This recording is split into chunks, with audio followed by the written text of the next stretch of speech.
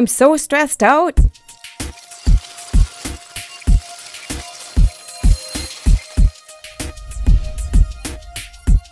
Everybody feels stressed sometimes, where it just seems like you can't get things done. There's too much to do and not enough time.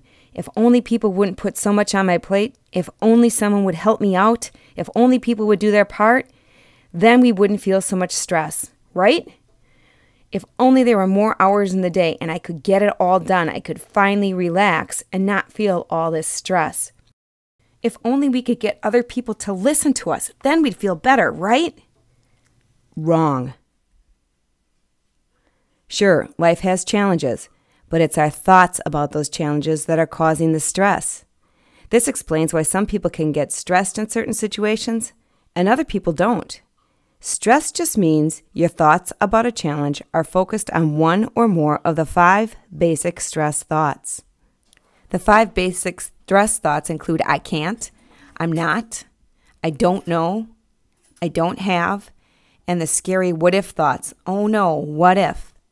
The more we think these thoughts, the more we focus on them, the more thoughts like them come. We've all been here at least once in our life in a place of intense stress. It's how we respond to our own stress that will determine whether we can use it as fuel for positive change to help us move down the road towards our desires, or whether we end up misusing that stress and find yourself in places you'd rather not be. Stress comes in a lot of forms, like anxiety, frustration, anger, worry, powerlessness, inadequacy, to name just a few. How do you respond to stress? The real answer probably is a lot of different ways, depending upon the kind of stress, the circumstances, the people, what has happened in the past, and whether you're already stressed or feeling calm, confident, and certain when you first notice it. Let's shine a light of awareness on the 8 basic ways people misuse stress. And then we will look at how we can intentionally use stress as the gift it can be, the fuel for positive change. Here are the 8 basic ways people misuse stress. The first way that people misuse stress is to stuff it. This is when someone's feeling really angry and they're afraid of their anger. Maybe they've seen someone misuse it in the past. Maybe they've misused it in the past. And the very thought of I don't want to explode at someone often makes people stuff that feeling and hold it tight inside of them. The second way we can misuse stress is to toss it. This often happens after someone has stuffed it.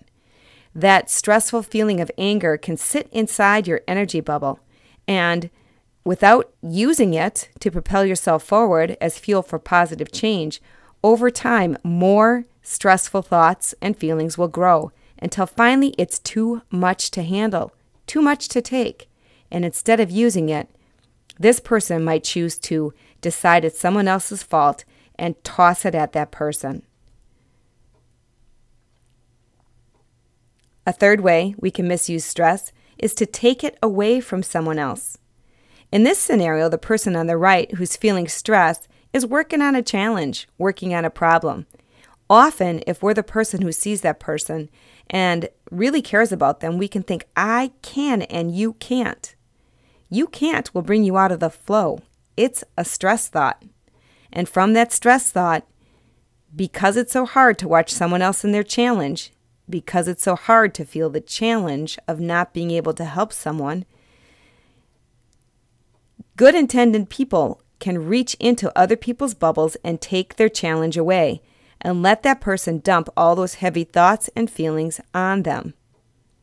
It seems like a great thing to do, but over time, that stress is the very thing that's going to help both of those people grow and move themselves forward.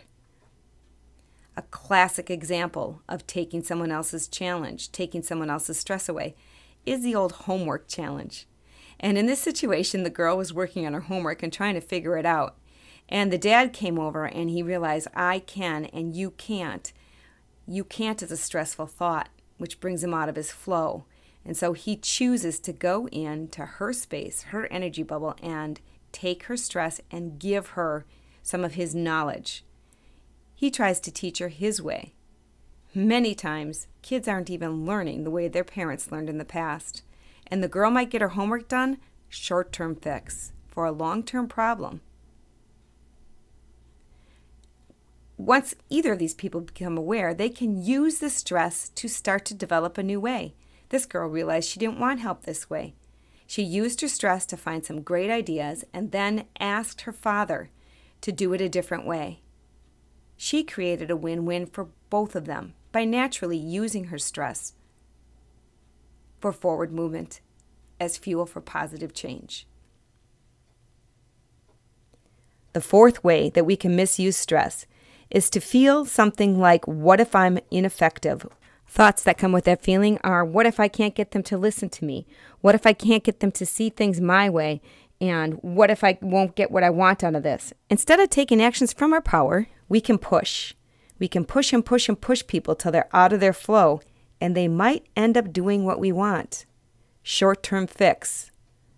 A lose-lose in the long run, because the person on the left didn't find their true power, and the person on the right is going to start to not trust the person who pushes them, not want to connect with, cooperate, or work with that person over time.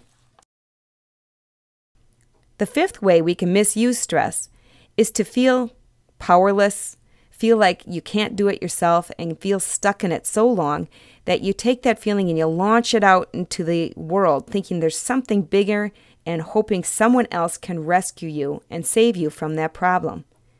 That very energy that you threw out for someone else to try to save you from could be used as fuel for positive change. The sixth way that we can misuse stress is like this situation where the man on the left is feeling inadequate. It's a feeling deep inside him. He might not even be aware of it. It could be stuffed. And instead of letting himself feel that feeling and find some ways for him to become adequate, he can choose to leave that feeling and find someone who looks smaller than him. This is the classic bully scenario, or the classic scenario where someone puts themselves on a pedestal and looks like they're all that. A temporary fix for a long-term problem. The person on the right can choose to then protect it because he's feeling inadequate and scared. He'll let himself get a little smaller and protect that feeling of inadequacy. So the sixth way is to choose to leave it and find a way to be bigger than, or a way to protect it and to shrink to these feelings of stress. And the eighth way we're going to explore right here is to spin it. Sometimes we get stressed out with a feeling of there's too much to do and what if I can't? And instead of resolving it and finding the I can thought, you can choose to spin that thought around and around in your head. And you know what usually happens then? More and more spinning thoughts come, more and more stress. But sometimes this is a comfortably uncomfortable pattern and a way to try to resolve problems. Trying to find the A to Z instead of just taking one step and being comfortable with the I don't know what's going to happen next, but I will know when I get there. So at this point you might be thinking, so if these are the basic ways people misuse stress, what do we do about them? And how do we learn to use stress as fuel for positive change? And what do we do about other people who misuse their stress on or at us? These questions will be addressed in the next videos. Please join me